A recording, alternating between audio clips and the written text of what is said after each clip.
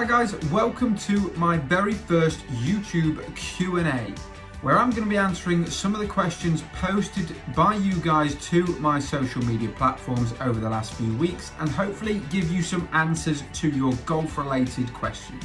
First question from Osmolo29. I keep topping the ball off the tee. How would I fix that? Okay, so first of all, there could be a number of reasons why you're topping the ball off the tee. The first thing I would always look for in a player is how good is their weight transfer. It's often a good place to start.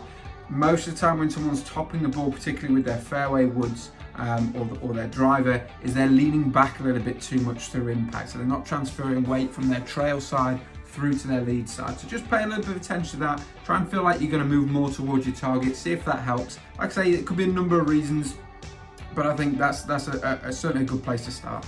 What are your goals for 2021? Great question, Holly Boo. Thanks for sending that one in. In terms of playing, obviously I'd like to get more wins under my belt. I had a couple of wins last year, which was great, and I'd like to kind of move on from that.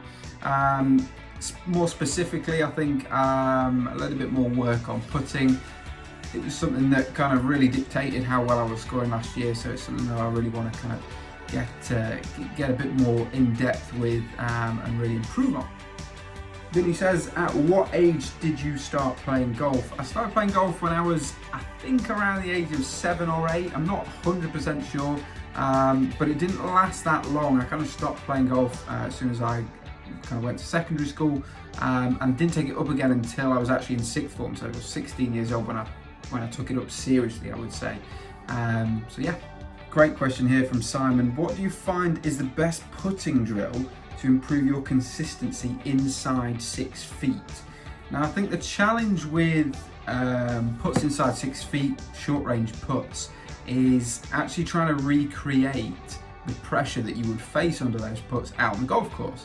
I think a lot of people spend a lot of time, almost kind of block practicing from 6 feet and in, thinking that's going to make them better. But if you're not replicating that same kind of pressure that you get out on the golf course, it's not really going to help you that much, I don't think.